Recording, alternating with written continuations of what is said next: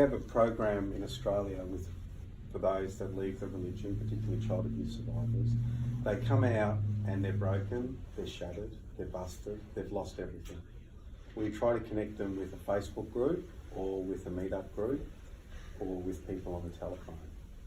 And we walk them through day by day, week, month, year, like that. They come out and we consider them as victims, and we try to move them from being a victim to a survivor. So you can survive this, you can do it, you're strong. We help them to get to that point. And that's the most important, they're not alone.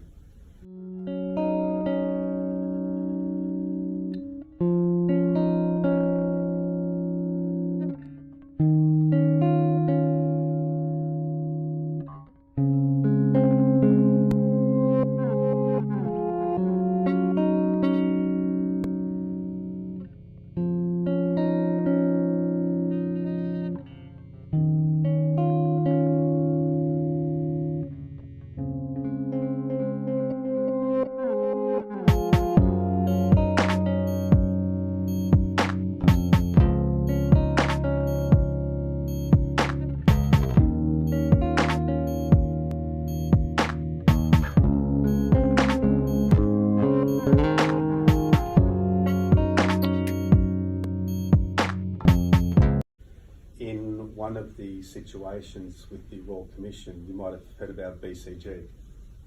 She was one of the girls that was abused, and she was one of the case studies for Jehovah's Witnesses. And what was unique with her is that when she grew up, she found out she wasn't the only person that had been abused in religion, but she'd always been led to believe she was. This is very, very common. So many times have we met people that have come out and said, even the person I work with, Lara, and she's spoken about this, she was told that we've never had this before. You're the only person. Why would you bring reproach on Jehovah's name? And then she finds out from the Royal Commission, and she's got the spreadsheet at home, she's got 1,006 perpetrators, 1,800 victims on her giant list. Yeah, we got the master list. It's great. Yeah. It's sad, but it's great to have that. We can match up dates and times and places and find things. But taking them from a victim, we move them into a survivor. You've survived. You're not the only one. There are others. But from there, we have to move them to a thriver. So it's victim, survivor, thriver. And that's a very difficult thing, because sometimes people want to run back because of their family. We have people that leave and pretend that they're repentant of whatever it was they had this fellowship for, and they go back in just for family. And that's very difficult, but that's their choice. That's people's personal choice. But getting people to a thriver, they are then able to stand up for themselves. They're able to assert themselves in their life, push forward with their career or family life or anything like that. But it's at that point that they become very useful to helping others. We can use their test case, and maybe they can make complaints with the police or government, and we can use their stories to be able to make it safer for other people. And we can use them to help us in what we're doing.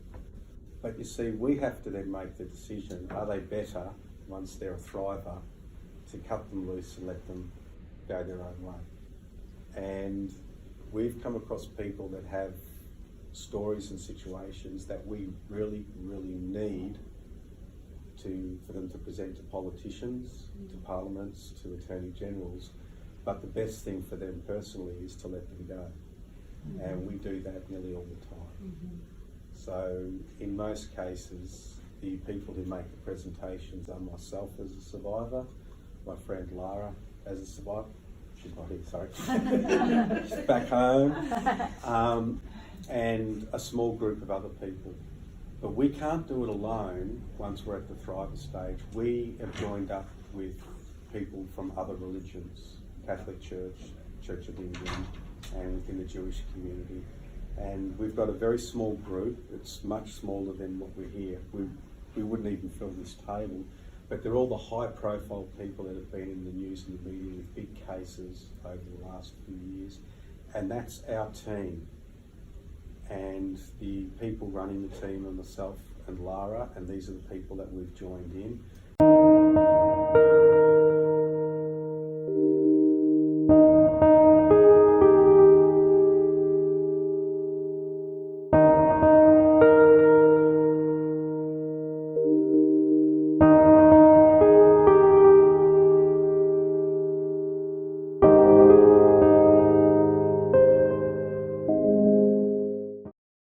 We've got politicians that have now joined, we've got senators that have come on board, and we're able to now negotiate with people for changes to legislation.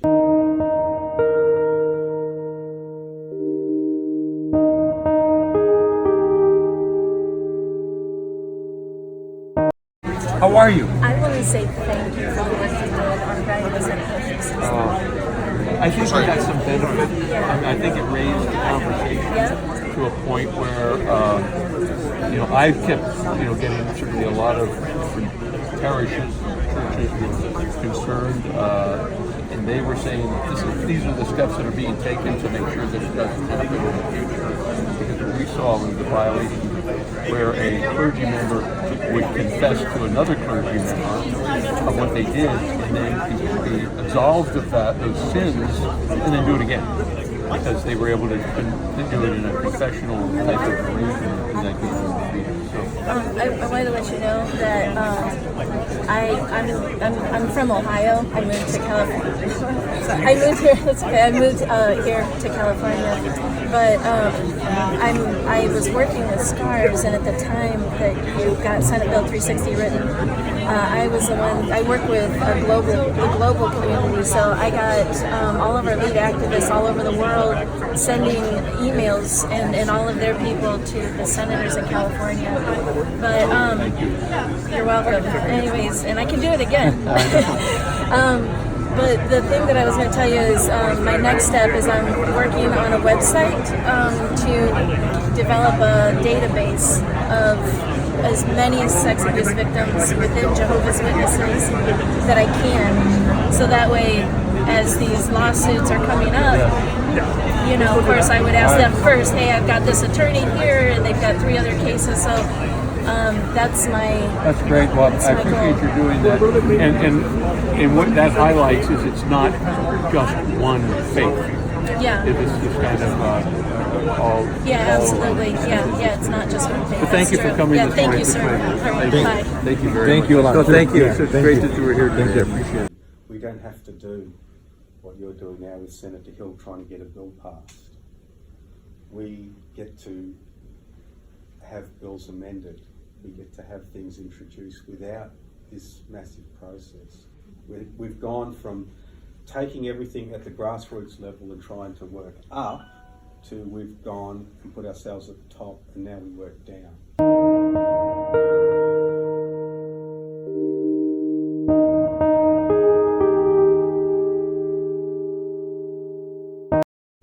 So that's how we've done that. That's where I was able to take myself from a victim to a survivor to a thriver, and then just turn everything upside down, start at the top. I got the confidence. I went after the governing body of faithfulness with the slave master. I can start at the top. Not a problem. Just have to turn around. But that's one of the things that everyone has to keep in mind. Victim, survivor, thriver. And people will come and go and enter at different stages. And with that simple knowledge, then you can assist them. What we do with the survivor stage is we base it on what's called Maslow's hierarchy. And if anyone's ever heard of Maslow's hierarchy, it's the hierarchy of your needs. Like in any situation, your first needs are shelter, then food, because there's no use having a full stomach and then nowhere to sleep it off. So there's got this hierarchy of what your needs are, and family, friends and circles, and we try to make sure that at the survivor stage we help everybody to get that aspect in their life. We won't provide them with accommodation. That's not our responsibility. That's the government's responsibility. We don't provide them with a halfway house. We wish we had the money for that, but we don't have those resources. But what we do is we just help them there. I've been doing this now, I'm in my 11th year, it's been full time. I haven't done anything else. I financed the first nearly 10 years out of my own pocket. Fortunately, I had no mortgage, no overheads, and used my money, and that went. And a few other people have come on board and kept us going there now.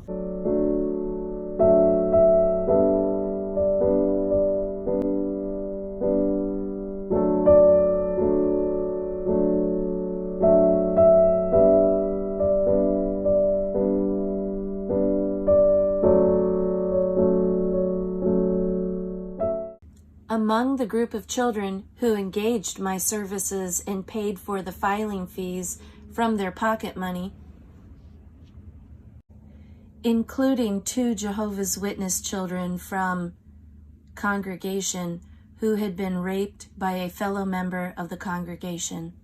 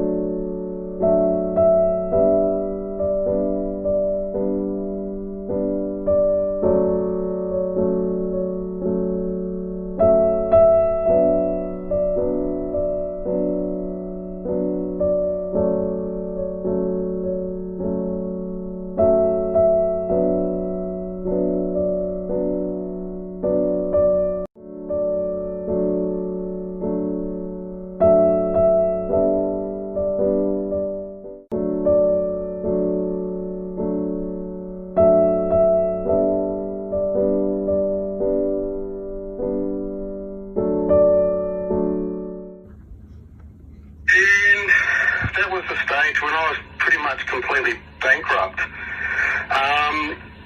No money left, but the parent that I'd spoken to originally, he said that his oldest son had been, following a bit what I've been doing and listening to his parents talk. So he put the money around, or the hat around as the saying goes, raised the $460 from a bunch of kids, and they then asked me if I would file the charges on behalf of them. And they asked me that it would do it for them. They did not fully understand what was going on. What they understood was, as one of the children there said later, we knew that they were doing wrong, that people were being hurt, and we wanted to stop it. And when I recently went to a barbecue at one of the schools in the Latrobe Valley area, I got to meet some of the children, and I was surprised that this was actually one of the subjects that the children had been learning at school. That when someone else is in trouble and when someone's trying to do the right thing, we all have a responsibility to help. So that's probably what triggered him in his helping. Not 100% sure, but he's a nice young person now. He's still under the age of 18, but he's taken on what's called child mentoring other children and helping them. So I decided, okay, I won't file the charges in my name. I'll leave the prosecuting agency part of the form blank. In other words, the organisation, whether it's the police or a local government or the Department of Justice, they generally file the charges and it'll say filed by, the plaintiff or whatever. So I left it.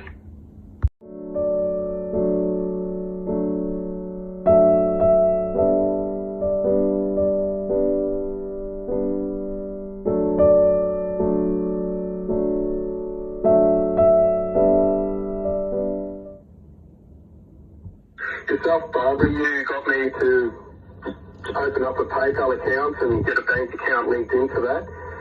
And because you made mention to me that a few people wanted to send some money.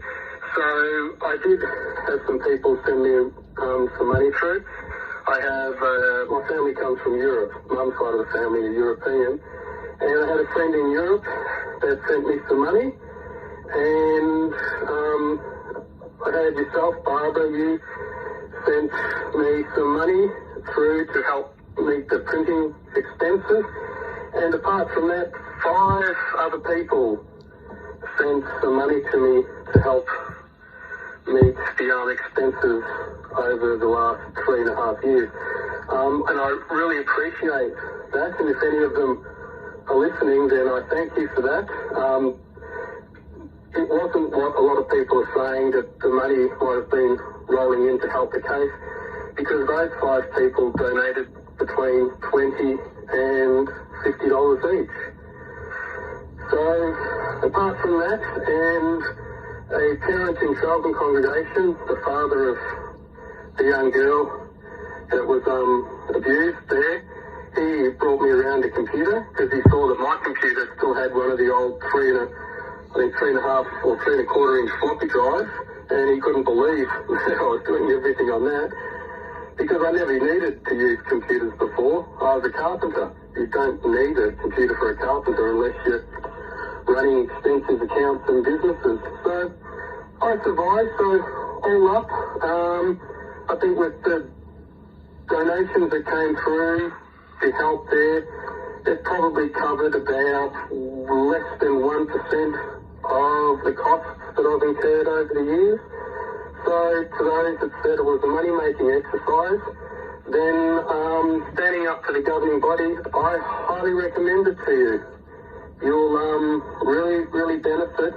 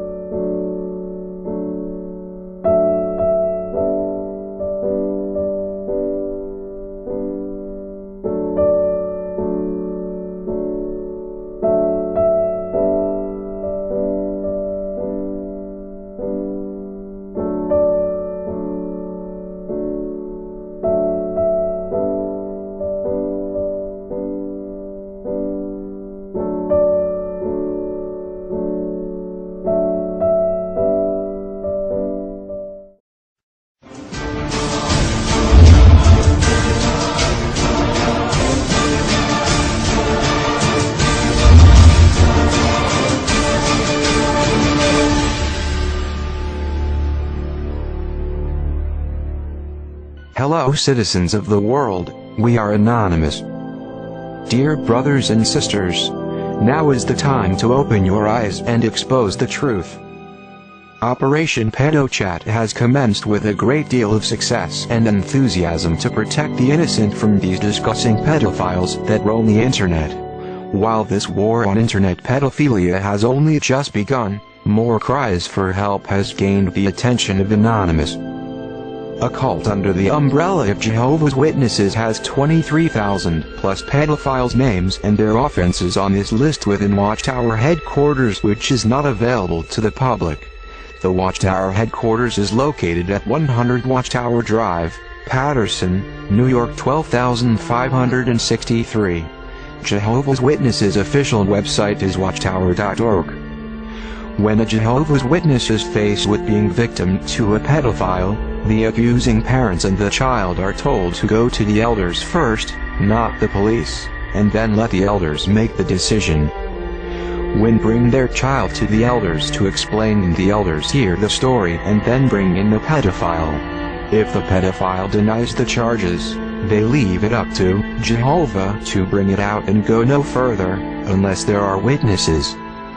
Anonymous calls on the 99% to infiltrate this group and uncover any data pertaining to these cultish pedophilia crimes and expose this cult for who and what it is. Anonymous must get this pedophile list and submit it to the following: the Pirate Bay, WikiLeaks, and SilentLambs.org.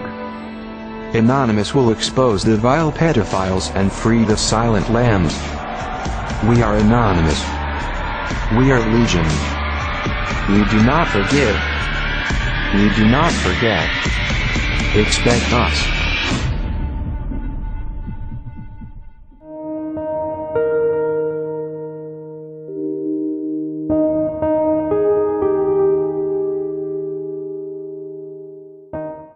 What we do is we just help them there. I've been doing this now, I'm in my 11th year. It's been full time. I haven't done anything else. I financed the first nearly 10 years out of my own pocket. Fortunately, I had no mortgage, no overheads, and used my money and that went. And a few other people have come on board and kept us going there now. We've joined up with some big organisations in Australia who are going to do the fundraising and the charity work for us and to assist there. And because we've been able to help so many people, we've lifted ourselves at the point where if we need to travel somewhere, we hit the Attorney General's office for the funds. We hit the different government departments to pay. Lara and a friend are heading up to another state to meet with government officials there, so she just hits them with the travel expenses and they're met. They've got the money for those sorts of things. We spent $500 million on the Child Abuse Royal Commission. We had $70 million in change.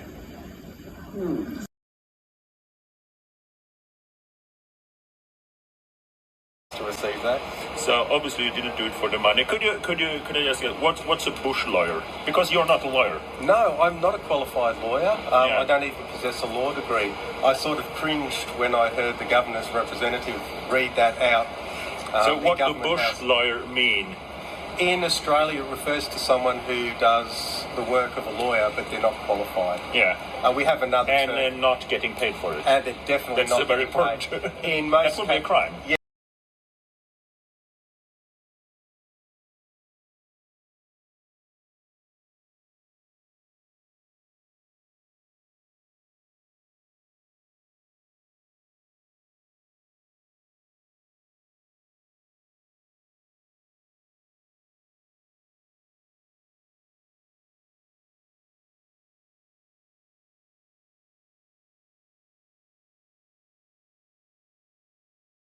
Yes, in many cases they can be a self-represented litigant that's taken their own case on and it will benefit many other people, or they can assist their family. Okay.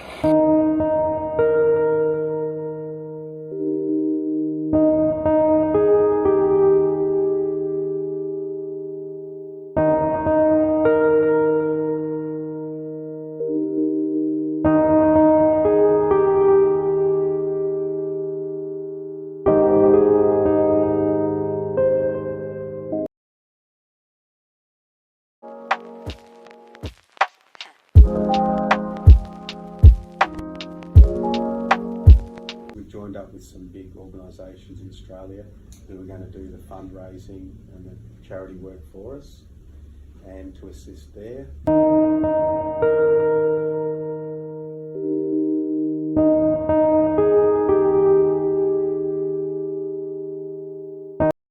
And because we've been able to help so many people, we've lifted ourselves at the point where if we need to travel somewhere, we hit the Attorney General's office for the funds. We hit the different government departments to pay. Lara and a friend are heading up to another state to meet with government officials there, so she just hits them with the travel expenses and they're met.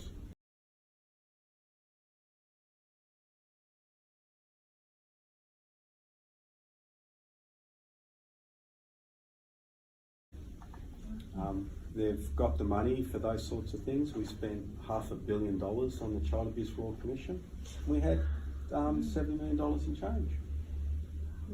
So that was great, but focusing on the victim, survivor, thriver. Once you're at the thriver stage, even yourself, you can then help others or just move with your life.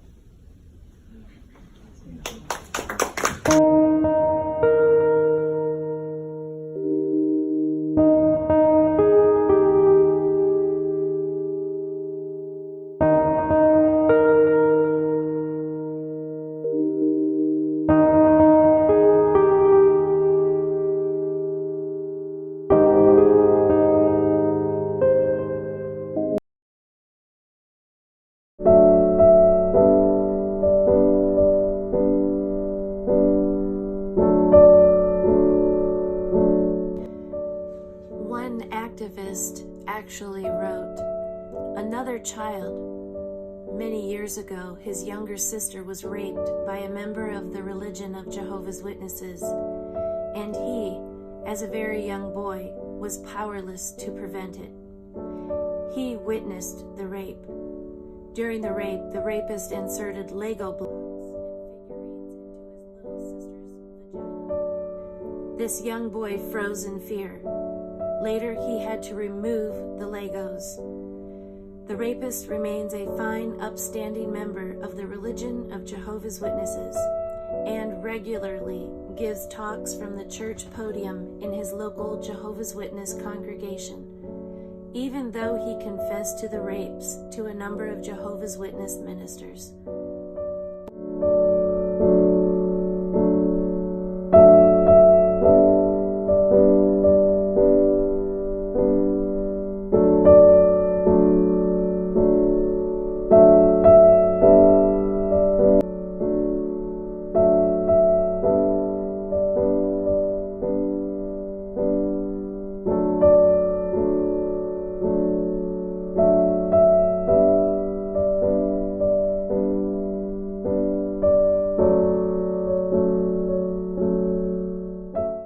Among the group of children who engaged my services and paid for the filing fees from their pocket money,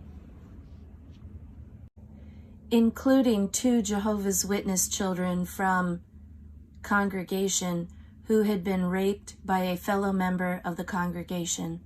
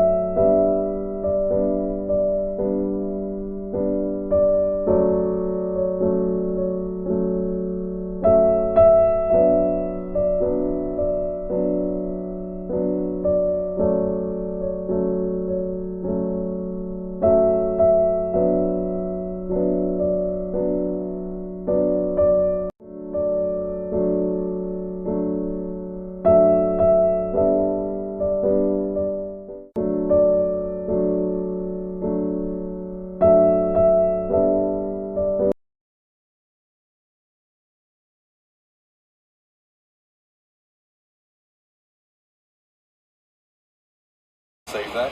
So obviously you didn't do it for the money. Could I just get what's a bush lawyer? Because you're not a lawyer. No, I'm not a qualified lawyer. I don't even possess a law degree. I sort of cringed when I heard the governor's representative read that out. So what does bush lawyer mean? In Australia, it refers to someone who does the work of a lawyer, but they're not qualified. Yeah. We have another and term. they're not getting paid for it. And they're definitely That's not very getting paid. important. In most that would be a crime. Yes. In many cases, they can be a self-represented litigant that's taken their own case on, and it will benefit many other people, or they can assist their family. Okay. They've got the money for those sorts of things. We spent $500 million on the Child Abuse Royal Commission.